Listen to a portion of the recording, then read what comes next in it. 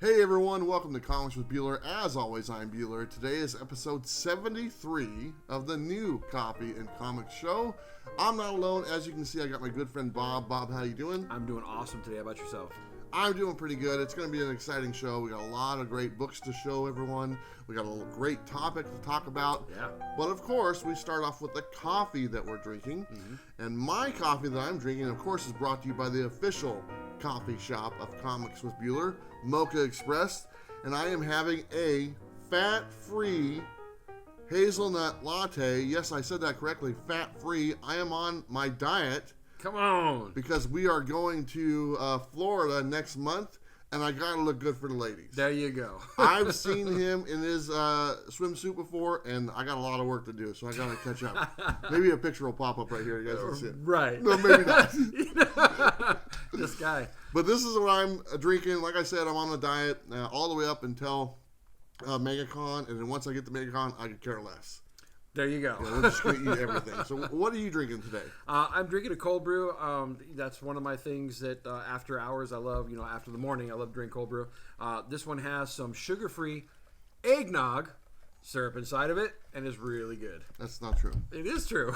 He won't give it up. It's the whole thing about the eggnog syrup. It's a lie. It's fabricated. It's fake news. Russia has infiltrated They wrote it the right Comics with Bueller show. They put ads on here. Fake news. That's what it is. It's not eggnog.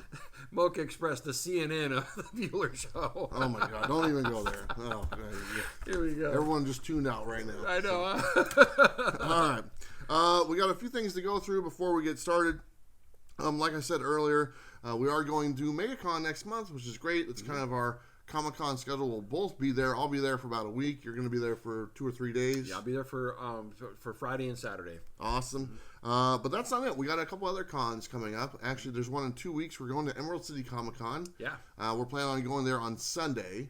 We'll both drive up there and hang out for the day. So if you're going to Emerald City Comic-Con, look for us. We should be around on Sunday. Sunday's the only day we're going, right? Only day we're going is Sunday. Okay, Sunday.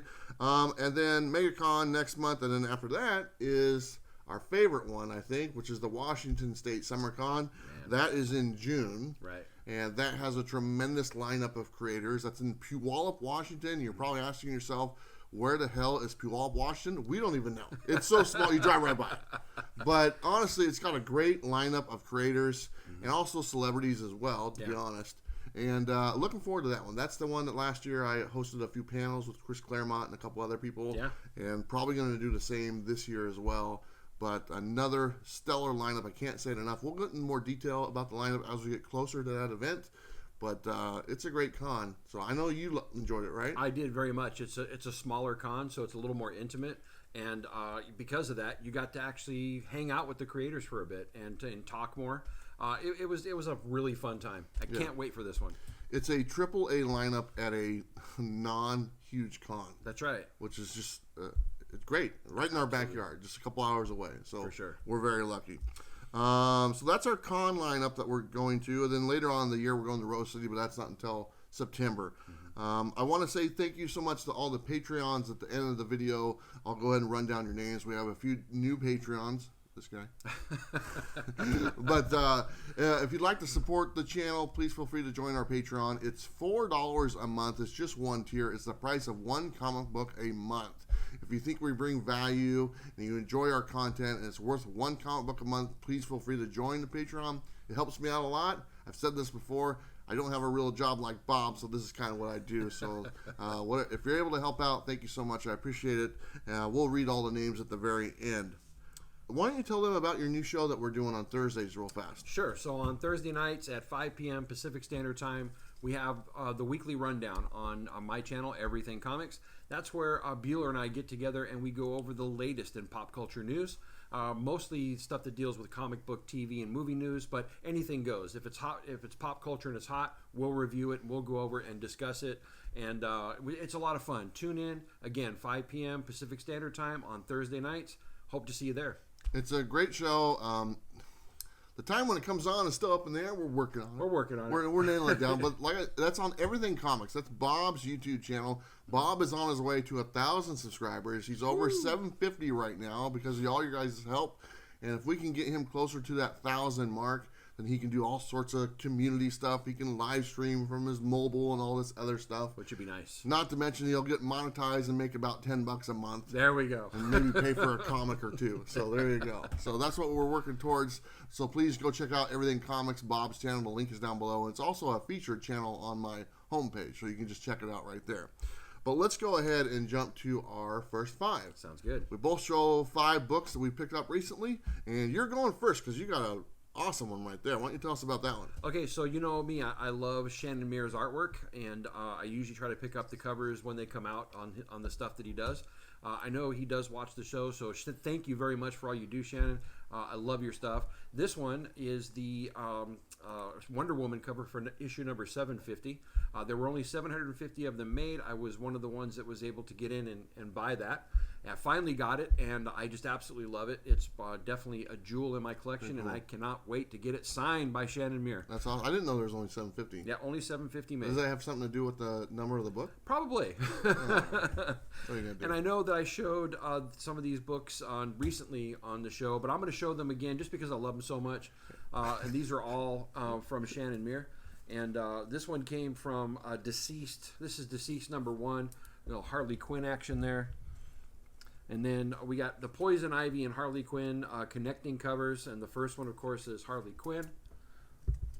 And then we got the Poison Ivy. And I just love his colors.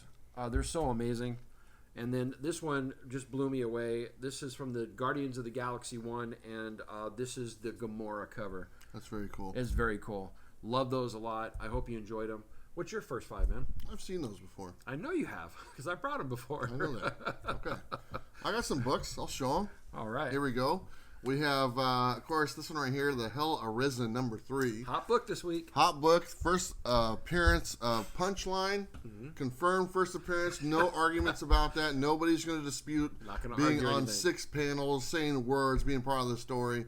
Anyone who tells you it's not the first appearance of Punchline, they got problems. Right. But anyway, my next book is Satellite Sam, and I'm not too familiar with this book, but I just picked it up this weekend. And the reason I picked it up, it's autographed by Howard Chaykin. And I actually had Howard Chaykin on the show about a month or so ago for the Hero Initiative. And I didn't have anything autographed by him, and I found this weekend at an event we went to. It was only $1, so I figured I might as well pick it up. Now I have something autographed by him. I have a little bit of history with him, having him on my show. So it's pretty cool to have. That'll go in one of my frames, put that on the wall. Yeah. And then I got this one, and this is just kind of a neat cover. This is an Adam Hughes cover.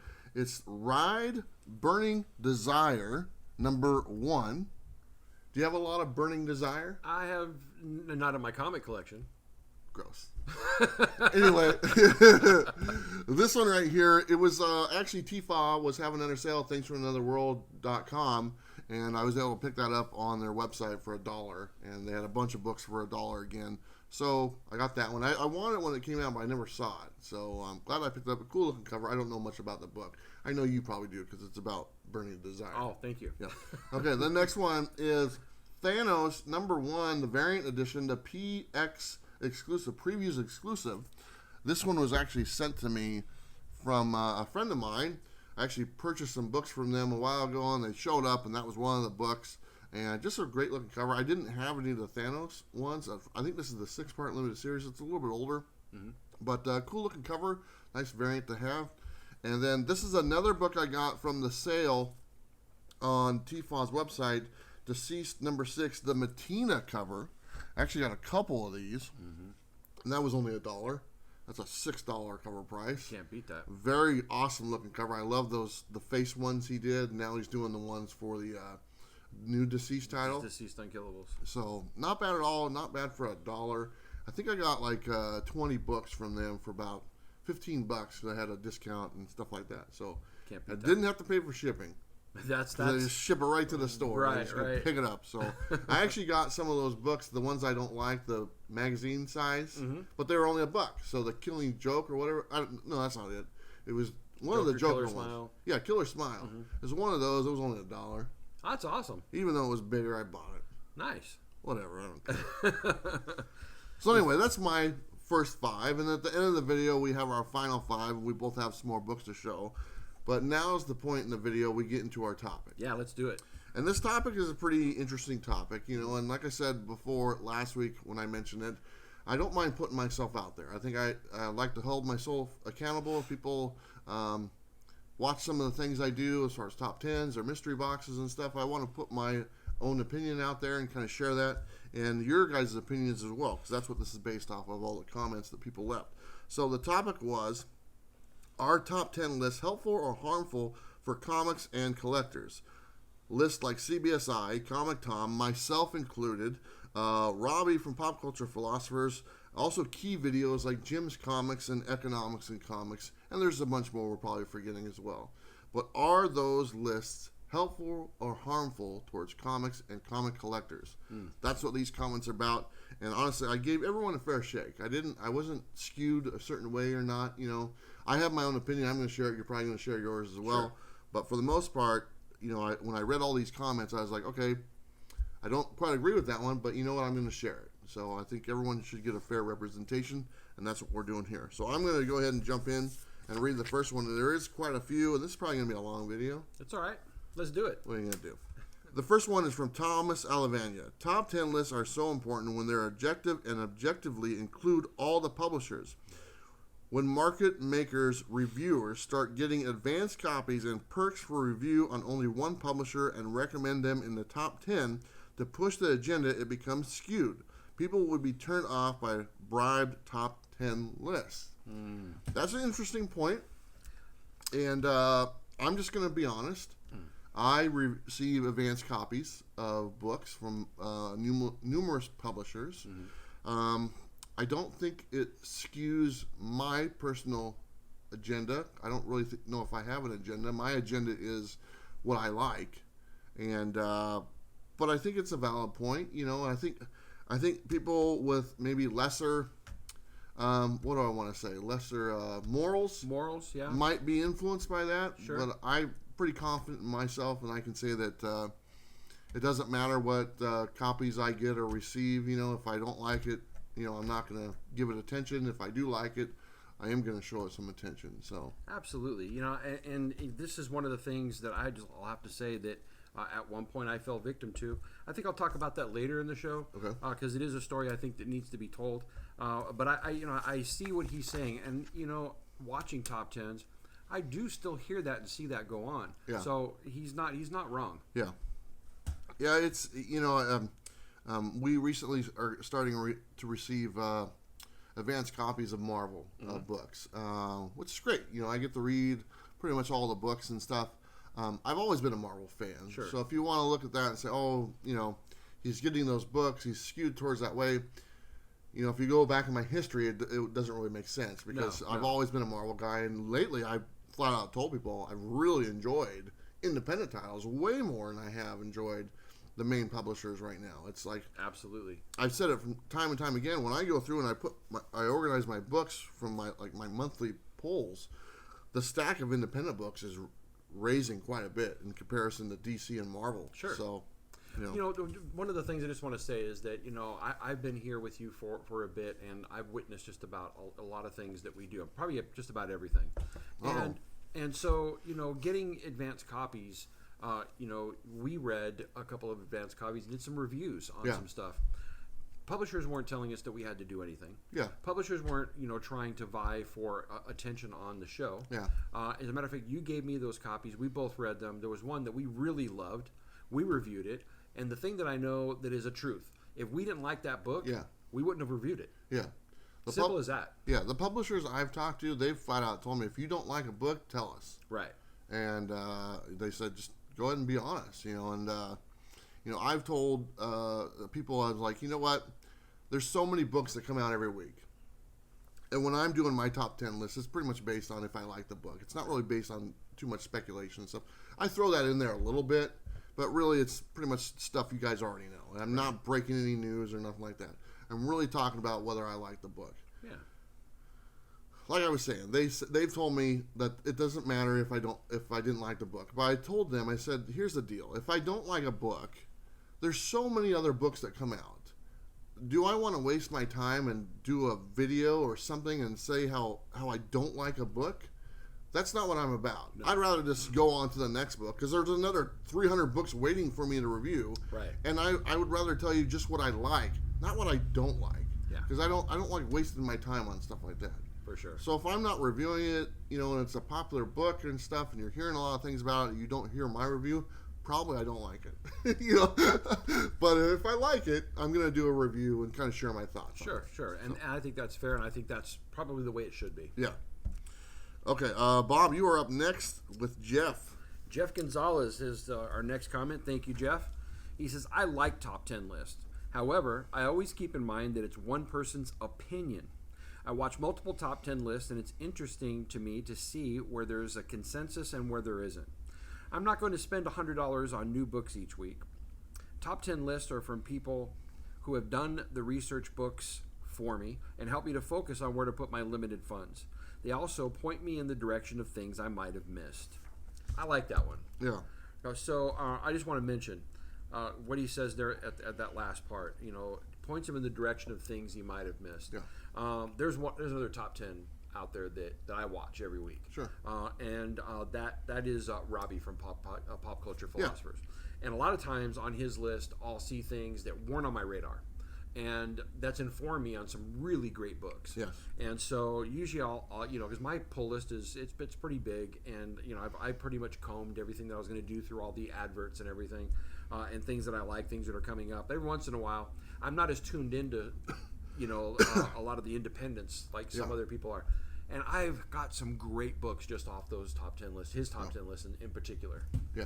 I think on this comment, I want to make the distinction between a couple different top 10 lists. Sure. So you mentioned Robbie and mine and a few others. Those are focused on brand new books that are coming out. Right. Those are different from top 10 speculation lists because those lists they do have some new stuff, but the majority of that stuff is already out. Right. It could come out like 20, 30 years ago, or it could come out like a month ago.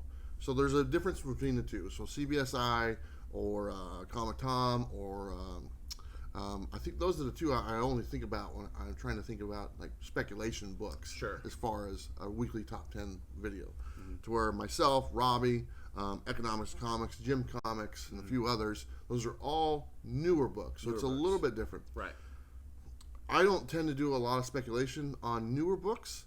Robbie from Pop Culture Philosopher doesn't do any speculation on new books. He just reviews the books, his favorite good stories. I enjoy that quite a bit. Yeah, me too. Jim Comics, he's an individual that enjoys comic books. He's really good at speculation on new books. I think he's probably the best at it, and I enjoy his channel. The thing I love about him, he doesn't sell any books. That amazes me. He buys multiple copies, but they're just sitting in his collection. Right. Someday his kids are going to be like, what? I don't know if he has any kids, but they're sitting on a gold mine because he knows what he's doing. Speculates who doesn't sell a book. That blows me away. Yeah, and then people like Bill from Economics and Comics. He speculates on books quite a bit, a lot of books on his list that he says are keys or stuff like that. It's a long list. I mean, there's a lot of speculation involved in that. I would say the more reliable out of the new books list is probably Jim's Comics. He's got a little bit more history, I think, on YouTube and stuff, and his track record's really good, and it's more defined. Sure. And a little bit more defined, because I look at the new ones, and I say, man, I just watched a key video, and the person on that video just mentioned 40 books that are speculation or key books in a week. There's no way in hell there's 40 books that are speculation and key books. We're collectors, we know. But if somebody watches that, and you talk about, coming in, you're a new collector, and you watch these videos, and maybe you get influenced by stuff, not a lot of people can afford 40 books a week just on speculation. When the truth of the matter is, there's probably only one or two of those books that even will be worth more than the cover price a month from now. Right. No, so I just have to admit that I do watch multiple top 10 lists. I just said that I watch Robbie's. I usually watch his for stuff that I might miss. Yeah. Yours I'll watch for covers and things that you like, because I'm always interested in what you like. A lot of times you have your top 10 list before anybody else does, and that gives me a way to be informed as well.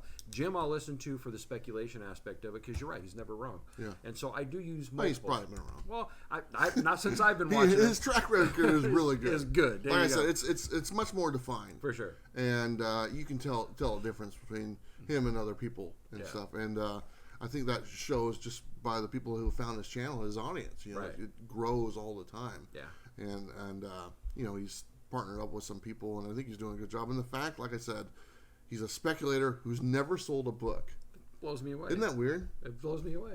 I want to talk to him about that. He's supposed to be at Emerald City, so awesome. I'm hoping to have a cup of coffee with him. Okay, so I'm up next. Here we go. This is from Tony Miles. I think we've read Tony's before. Says, I love top 10 lists. As far as CBSI and Comic Tom, I really like to see books in my collection pop up. I found books that I would have thought of as dollar box fodder, and I have been able to sell them for up to $100, and then use that money to buy older stuff I love. I really enjoy seeing Bronze and Silver Age books I have showed up on the list with renewed interest and vigorous sales as it adds value to my personal collection. I also like the top 10 new book series you do, Bueller, as it can give me a direction for selecting new things to read. Your talk about James Tinian's, not sure if you spelled that right, you probably didn't, I never do either, run on Batman got me to pick up 86 to see if I will enjoy it. Yes, top 10 lists can drive speculation, but it also keeps readers like me informed and abreast of things people are enjoying in the hobby. So these two comments that we last read, the last one by Jeff was talking about the newer books that come out, the new books that come out every Wednesday. He was focusing on the CBSI and the Comic Tom, which are the ones I was referring to as older books that might be in your collection already. There's a reason why these comments are right next to each other. Yeah. Because the first one I wanted to focus on the new ones. The second one I want to focus on CBSI and Comic Tom. Let me just give you a little bit of my take on both of those lists. I'll be totally honest, the CBSI top 10 list, I really didn't know much about it until Tom started doing the videos. I mean, that's just what it is. I was never a speculator. It wasn't my thing. I really didn't know what it was until Tom started doing the videos. He started doing the videos. I was interested. I watched them. I know exactly what he's talking about when you see these lists, and all of a sudden, I think I might have that book. I think I might have that book. And you go and you look in your collection. I do have it. Many times did I have that feeling. I really enjoyed the CBSI top 10 list that Comic Tom did. He since no longer does that. The CBSI list was then moved to Simple Man's Comics for a very short amount of time. And then after that, I think they were doing it themselves on some other, I can't remember the name of the YouTube channel. And now I don't even know if they do a video. I think it might just be the website. Honestly, I'm being honest, since Tom started doing it, I barely look at it. I don't even pay it any attention. I know a lot of people do, and a lot of people use it, and that's great, you know.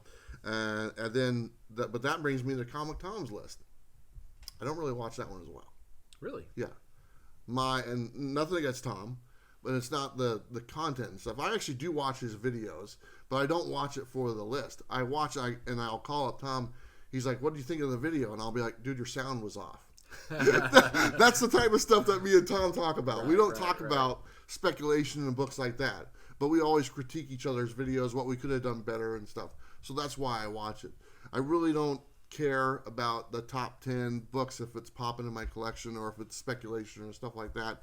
I've just found myself kind of drifting away from that, and I'm okay with it. It doesn't bother me one bit. If it bothered me, I'd stick with it. But those videos, like he said in here, they do drive speculation. I mean, that's what they're speculation lists. Sure. It's like, this comic is popping because we just heard about this or we heard about that. Truth of the matter is, whether that pays off in the long run, I know there's a gentleman out there, JB Budget Collecting. He does a video 6 months later, and he compares the list to see if those books have held their value. Majority of the time, they have not. Yeah. They have dropped in value after 6 months, and it's actually something that it's pretty easy to see that happening. Sure. I never look at those lists, and it's very similar to what I said about the Key Collector app. I never look at the price on the Key Collector app and say that's what I should pay for that book. Right. It's the same thing on the list. If I watch a list and I see CBSI or I see Comic Tom and they put a price tag on it, that's not what I'm going to pay. That's not what I want to pay for that book. If they put a $20 price tag on the book, I want it for $4. Right.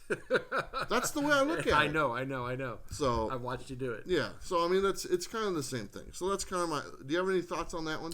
Yeah, I might as well just go ahead and tell my story now because, when it comes to these type of lists, and how it's been represented here as far as direction. These lists do provide direction. When I first got back into collecting comics, I had been into it for so long, almost 20 years. Yeah. And so the first thing I did was pop up YouTube to see if, what are people doing now? Yeah. And one of the first videos that came up was Comic Tom's video, and I just absolutely loved the passion that he had. Mm-hmm. And the top 10 list seemed to be like the video to watch at the time. And this is back when he was doing the CBSI stuff. And they started pushing a book like it was there almost every week. It was Knights of the Golden Sun by Mad Cave Studios. I remember that one. And I was like, man, I got to get this book. So I popped up on eBay, found it, picked it up for above cover price. Mm-hmm. Ended up getting it for cover price later on. Just the publishers gave it to me. But I remember later on getting the book and thinking, nothing against Mad Cave or anything like that, but why are people specking on this? Yeah. Why is this such a hot book? And long story short, didn't hold its value, and I kind of felt duped because of the fact that it looked like CBSI used it to basically sell their own version of the comic. Yeah, and I remember they came out with like their own variant or something like that. Yeah. And so lesson learned. Yeah. But one of the things I will say is that I do continue to watch Tom's top 10 video. I love the chemistry between him and Russ.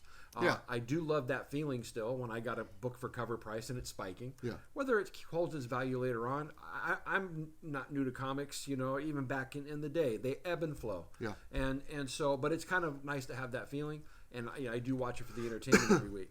But as far as what these videos can do to a person, especially for a new collector, be careful. Don't let things start to influence you right away and cause you to think, I've got to get this now. Yeah. Do your research, take a step back. If it's a good decision today, it'll still be a good decision in a week if you take some time and do your homework. Yeah. And don't pay what they're selling for. Don't pay what they're selling for. I'm just saying, man. I mean, that's just what I do. Yeah. So, all right, you're up next from Not Quite Mint. Not Quite Mint. Thank you very much for the comment. He said, hey, Bueller, top 10s personally, I do enjoy them, as always, from an information perspective. However, I would say that there are two types of top 10s. Those that are based in fact, such as Tom's list, which is based on sales volumes, as well as top 10s based on individual opinions, such as we see top 10 books of the week and top 10 keys. Either type are fine because it's either good information on trends, whilst I like hearing people's opinions on things. Yeah. That's a great comment. Yeah. And I think, that probably should be the way that people do take a look at this. Yeah. It's an information thing. And instead of using it, to start informing your purchases or what you should be doing in comics. What do you think about that?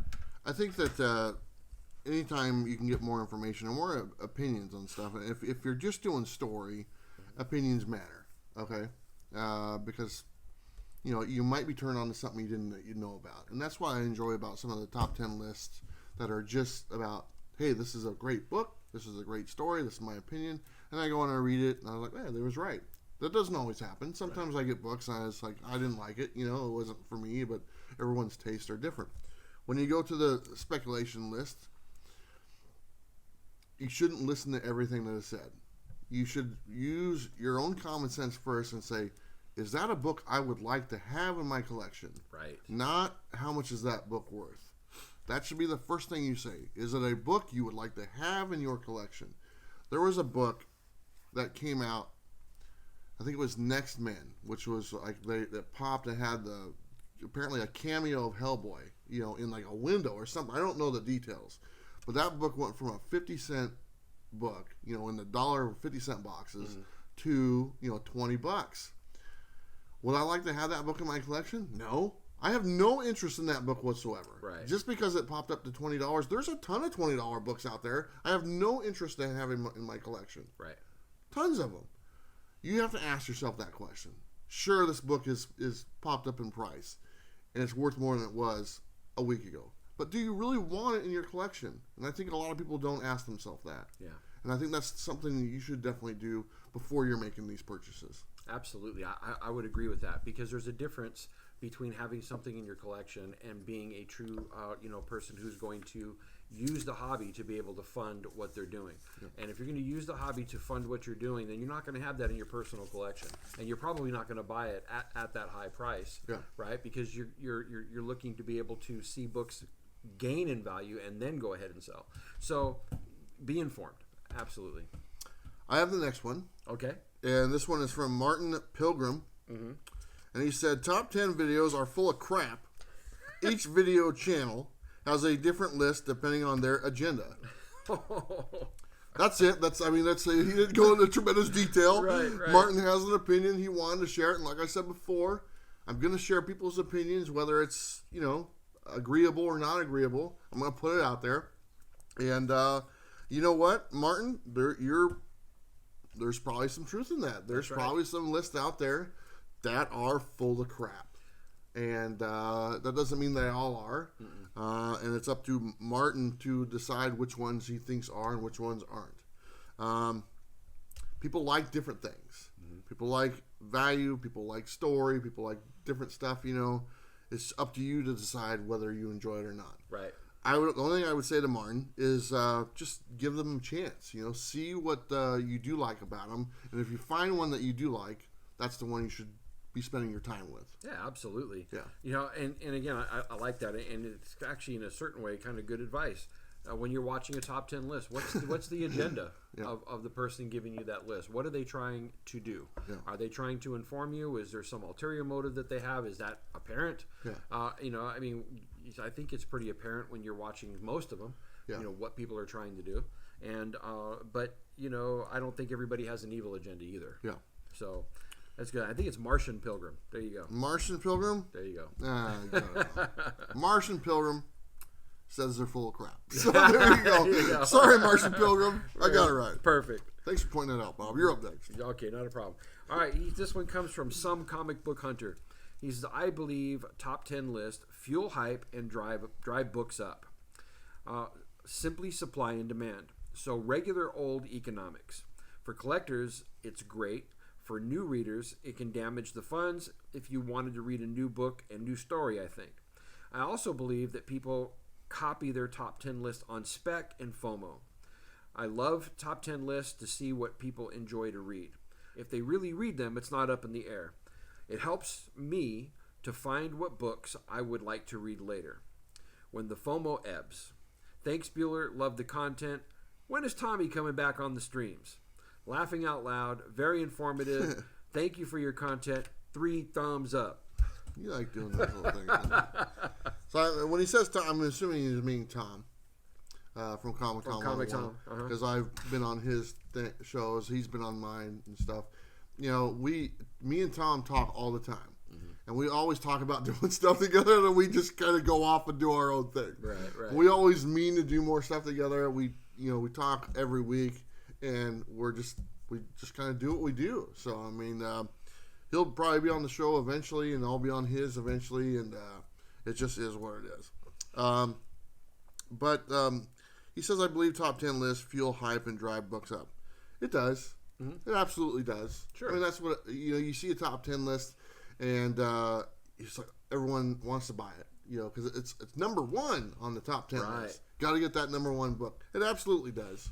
And that's normally how everything does. You can go and you can look at movies. It's like, hey, this is the number one movie this week. Well, I better go see that. It's the number one movie. Right. It's the same thing. There's no difference.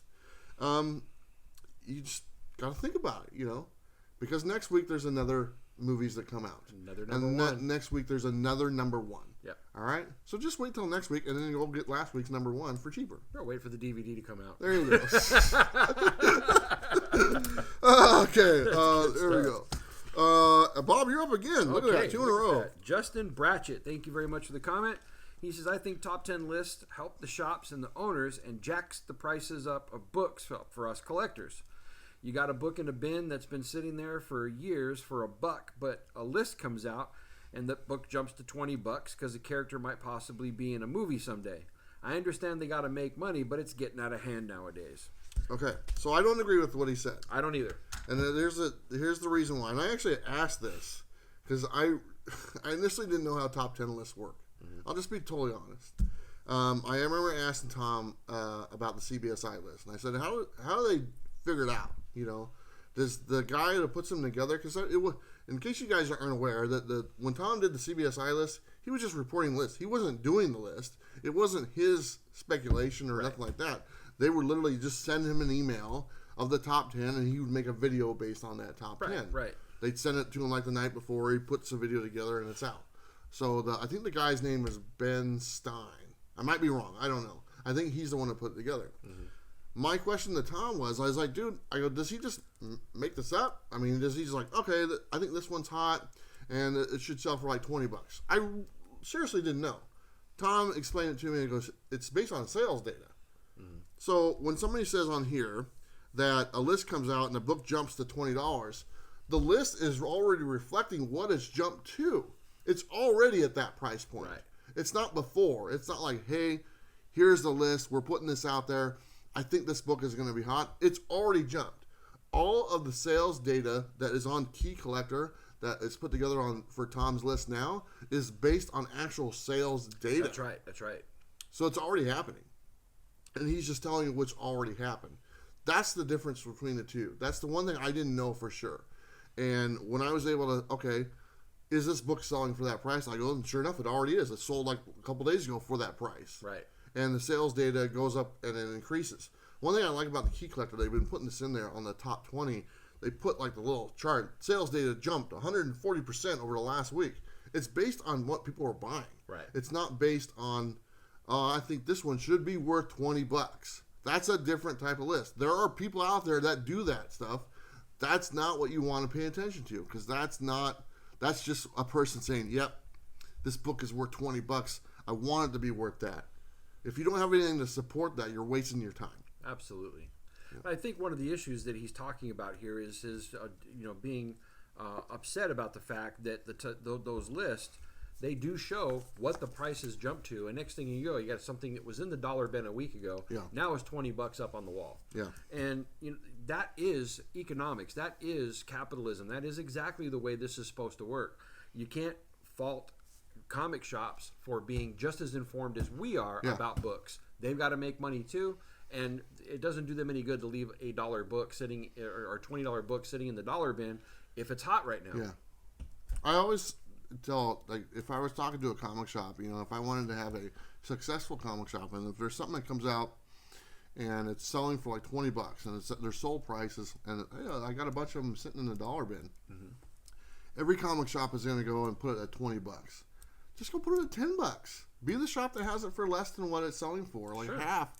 But yet you're still making 10 times more what you were making a day ago. Absolutely. I never understood that. Why? Oh, it's $20 now. I'm putting it for $20. That's stupid. Yeah. I mean, that's one thing when I used to sell comics, when I used to go to conventions. Mm-hmm. I never sold books for what other people were selling them for. I sold them for cheaper. I based on how much I paid for the book. It's like, this book is selling for $100. I paid $10 for it. I'll sell it for $50. Right. And I'd sell it, and everyone else would still be sitting on their stuff all convention long. But you're walking out with some cash, aren't you? I'd walk out with cash and all by myself. But I agree. That's exactly the way you should do it. Yeah. Okay, I got the next one by Kirby B. And Kirby B says, first off, I think it is important to acknowledge there's a variety of top 10 lists. That's kind of what we've been talking about. Some are speculator-driven. Others highlight good storytelling and indie comics, such as pop culture philosophers. Man, he's getting tagged in this video. Yeah, he is. To name just one. I enjoy the variety of options offered, and even though I don't dabble in the speculator market, I'm still curious to see what's on their radar, and those lists are informative. It's unfortunate some top 10 feed into hype of speculators, but as long as there are a variety of lists focusing on different aspects of the comic world. I think it's beneficial for the community. I've said this many times. We all, different collectors, speculators, story, all sorts of stuff, we all complete the puzzle. Sure. If you take one of them out, it doesn't work. You take speculators out of comic collecting goes away. The industry will go away. You take the readers and just pure fans of the book, you take them out, it'll go away.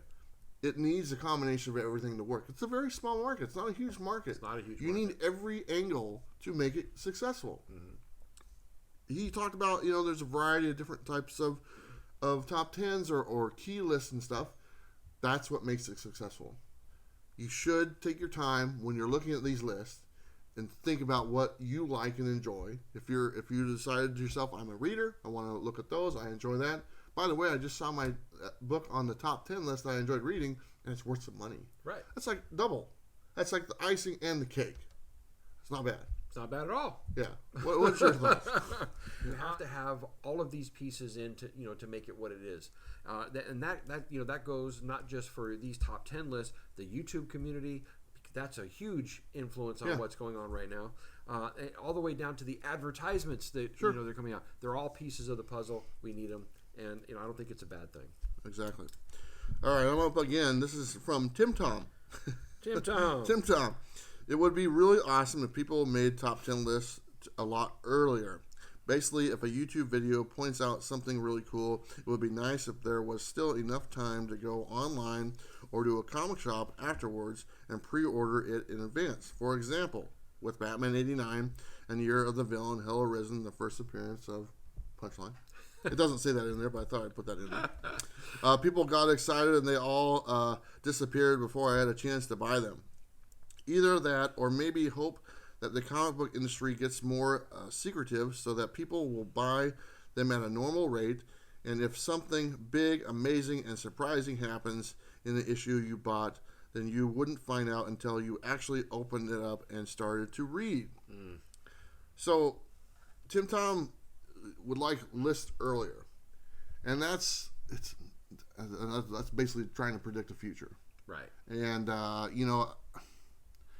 you really don't know. You really don't know what's going to take off. And, you can take the information that's provided to you and kind of go from there and piece some stuff together. And that's part of the game. That's kind of fun, to kind of do that.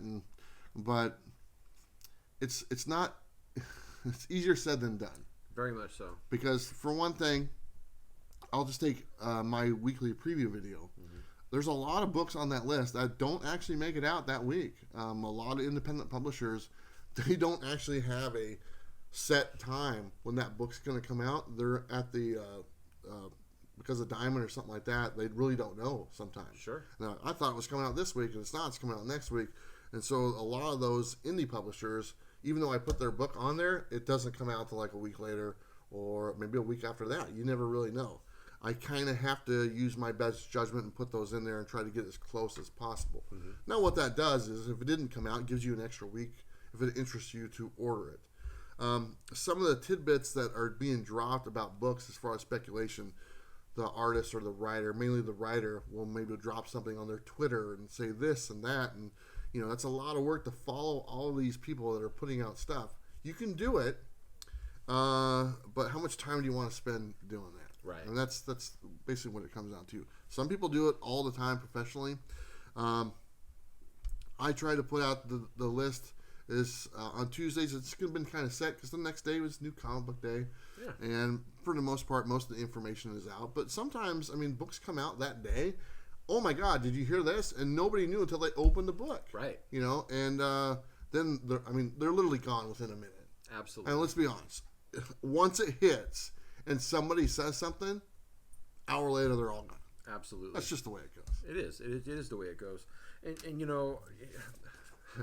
it's very easy to, take a look at what's going on in the industry and, ask for more time as far as prediction goes. You mentioned the independent books not, coming out on time. I'll tell you this. even the big companies, Marvel and DC, they'll advertise books that don't come out on time. Yeah. I mean, how long do we have to wait for the whole Doomsday event? I mean, they kept stringing us along. Almost as long as it took you to finish that sentence. Thank you, buddy. I appreciate that. But Bob.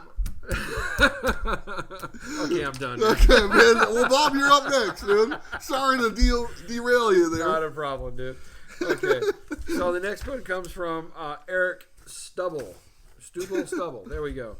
He says, on top 10 lists, I occasionally watch your top 10 and regularly watch Comic Tom Show. Never found an interest in any other. For me, it's about community and insight. Your show is your opinion on books you personally have an interest in. I find a great deal of value in this approach because you are a trusted collector and you aren't trying to sell me anything. It's like chatting with a friend about books we love. I like that. That's a great comment. Now on to Comic Tom. Tom and his crew have an awesome show, much for the same reasons. Unfortunately, because they talk about the dollar amount of books, they are, in my opinion, misunderstood. I don't feel they attempt to place values on the books, but rather they report what the community is doing. I often see them disagree with what they report. And two sticks up, thank you, Bob, to them for remaining unbiased. Overall, I think top 10s are extremely helpful and would recommend both to any new comic hobbyists. That's a great comment. And, really, when it comes down to it, it is. It's informative. What Tom reports on, they do. You hear him and Russ often disagree on what's being reported. Sometimes it's surprising them on what's spiking. Why is this book spiking? I have no idea. It surprised me this week. I had this conversation with Tom a long time ago when he was doing the CBSI list, and I let it be known. Some people asked me, about the whole when CBSI decided to kind of not have Tom do it anymore. I thought it was a dumb decision by them. I mean, to me it didn't make sense. I mean, there's other moving parts behind the scenes, and that's none of my business. So I really don't care. But I always told Tom, I said, you know what? I go, people watch your video, the top 10 list, because they enjoy watching you and Russ and whoever talk about it. Yeah. You could just go to the website and see it. It takes 10 seconds. But they enjoy the list because of you guys. Exactly. And they enjoy hearing what you have to say about it. I talk to them all the time, so I just went and looked at the website. Right. So it's like, I don't need to watch these guys. So I just went and looked at the website. But people were watching that list because they enjoyed seeing Tom and whoever was at the other side of the table talk about these books. It was entertaining. It still is to this day with the Key Collector and stuff. The top 10 list that I do, I kind of look at it the same way. I try to make it a little fun. Last week's I had some jokes in there and stuff, and it's just kind of off the wall, and I have a good time. People can sense that. Absolutely. And so it's more than just me saying the 10 books that I really enjoy. There's some added stuff to it. Little jokes and stuff. But being jacked up is a great thing, man. Yeah, being all jacked up on coffee or whatever it is, But the bottom line, this is our last comment, so I just want to kind of give a rundown of how my full opinion on lists or stuff like that.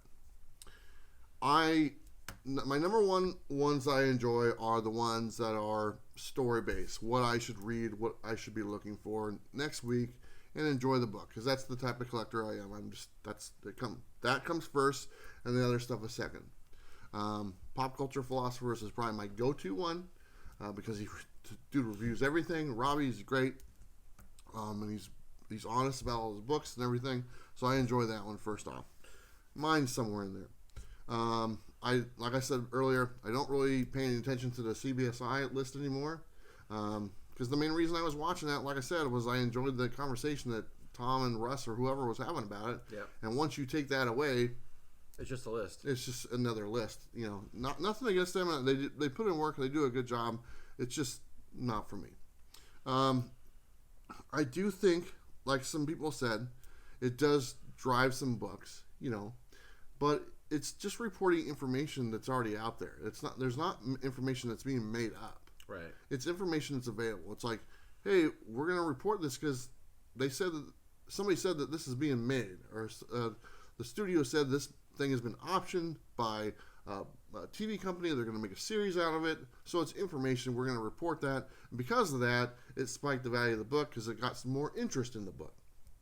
And this is how much the book has started selling for already and has sold copies. Right. It'd be a different bag if, like I said earlier, if they weren't sold, if there was no sales data to back it up. If you don't have any sales data to back it up, then I think that's a problem. So when you run into lists that are speculation lists or keys of type thing, like key comics to invest in, and there's no sales data attached to that, I think that's when you got to look at that and say, wait a minute, maybe those 50 books on this key list that have zero sales data, right. Maybe I shouldn't buy all 50. Just buy the ones that you think you'd like to add to your collection. Absolutely. Yeah. Because if you're going to try to use it to make money, we've said many times, you're not going to make money. Yeah. And a lot of times when these things come up, when you say key issue, that doesn't mean that particular book is spiking up in price or that it's even going to appreciate in price. A lot of times what they consider a key issue is that this character was involved in it or this particular thing happened. You do see it, spike because of movies, but just because it says key issue does not mean that it's going to spike or that it has any value right now. That right there is based on sales data. Yeah. And that sales data is going to inform you on what's hot and what's not. How many key issues, new comics, do you think came out? Just guess. I mean, as far as like real keys that are probably worth $10 to $15 more than their cover price right now. I only know of 2. There you go. I'm gonna say maybe 10 to 15. But there's no way. And I think that is even, there's no way half a publisher's lineup is a key every single week. Right. So. Absolutely. I mean, and when you talk about keys or what's spiking in price, some of those are just going to be because they're variants. Yeah. So, all right. So that's it. That's the whole top 10 list thing. Let's see if we piss some people off. What are you gonna do, man? 2 years. We've been doing this for 2 years. Time to piss some people off. There you go. I love the discussion, though. I really do. But next week's question. Here we go. So let's piss some more people off. There we go. It's all good. So next week's question, we'll be asking this on our preview video that comes out on Wednesday, but we'll go ahead and share it right now. And the wording might not be correct. I'm going to kind of dabble with it a little bit, But next week's question is, are comic book mystery boxes a ripoff, or are they worth it? That's a great question, man. I wouldn't be asking these questions if I didn't have something in the game. The one we just talked about, a top 10 list, I have a top 10 list. Yes. Okay? That's the only reason I'm asking that question, because I have one. Right. And I have a mystery box. Yes, you do. The Bueller box. I sold over 2,000 of them last year alone. Mm-hmm. And that's the reason I'm asking this question. I have my own thoughts about mystery boxes. I've said a few times, I think a lot of people didn't ask me about it because, he sells one, so he's probably jaded or whatnot. I think some are a ripoff. I think some are worth it, And I don't mind sharing my opinions, but I want to hear from you guys what your thoughts are on mystery boxes. Yeah. That's what next week's discussion is going to be. And like I said, be brutally honest. I mean, tell me what you think. I will share it. I have no problem with sharing it because honestly, you guys probably have some valid points. Absolutely. And I'm going to agree with some, and I'm going to disagree with some. But I'm going to put it out there, and we're going to have that conversation. Let's be as informed as possible about what we do. Yeah, exactly. That's good stuff. That should be fun. It will be. Okay, let's do our final 5. Yeah. So, those are yours. Those are mine. Okay, you go ahead then. All right. So, these last ones I brought only because inside of the news, we're starting to get Moon Knight heating up. I'm sure we're going to get some news that they're starting to film here pretty soon, which I'm really going to be excited about. So I brought some Moon Knight covers. This one is a number 5. And who's playing Moon Knight? Don't know yet. All right. Don't know yet. There's people I would love to see play Moon Knight, but we'll see. Anyway, I got Moon Knight number 1. And this one is Moon Knight number 195. Nice. This is Mark Spector Moon Knight number 1. These look familiar. Some of them. Why is that? because one of them was from the lot that I bought from you. Yeah, I figured. And then one of them I've shown on the show before. This one. Yeah, I like this it's one. just a lot. kind of your thing now. Huh? It is. It is. Moon Knight number 19. Tune in next week to see all these books again. That's right. Like you haven't done it. I've been on every episode. You've only been on a dozen. This is true. It's all right, man. Okay. Very nice. I got my 5. There we go. Let's put these up there. Let's see. Okay, so this is pretty cool. So this was one of the DC Dollar books. Yeah. This is the Flash number 1. I never had that book, and I was like, oh, I'll buy it. And then we go to the show this weekend, and look, I picked up a Flash number 1, the actual regular copy, and it was less than the one I bought for $1. It was like 50 cents. That's awesome. So I actually got 2 of them, so I can't complain one bit. And then speaking of books I've showed, I have showed these before a long time ago, but I want to show them because I've added to this mini-series. So Punisher number 1, this is from the 4 or 5 part mini-series. There's a misprint on the front label. So I have that one. I don't have number 2. There's number 3. But then this weekend, I just picked up number 4. And I'm very happy to get that because I'm trying to put that set together. I just have to get number 2 and number 5. And I'll have all of them. So really cool. I picked that one up for like $1. So that's staying in my collection as well. So Right. I used to have those at one time. Mm-hmm. The whole set, back in the day, and I think I sold them for like $10. Really? Yeah. Live and learn. Live and learn. Yeah. There you go. Anyway, Punisher.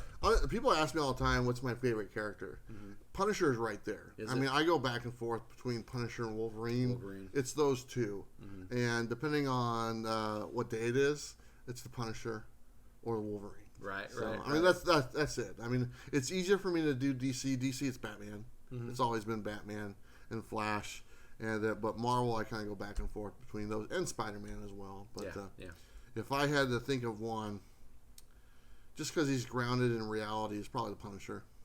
Obviously he's done some more stuff since when he was originally introduced. He's like the Ghost Rider now, or Cosmic Ghost Rider. So it's a little different now. But in the beginning, he was just a dude with a gun. For sure. Yeah, no, it's great stuff. Yeah. And I mean, back in the late 80s, early 90s, that was everybody's go-to. That was Wolverine and Punisher. That's what everybody wanted. It was hot. Very Good much stuff. So. Okay, let's go ahead and switch. We got our final 5. Let me go ahead and run down our Patreons really quick because we got some new people on here. So give me a quick minute.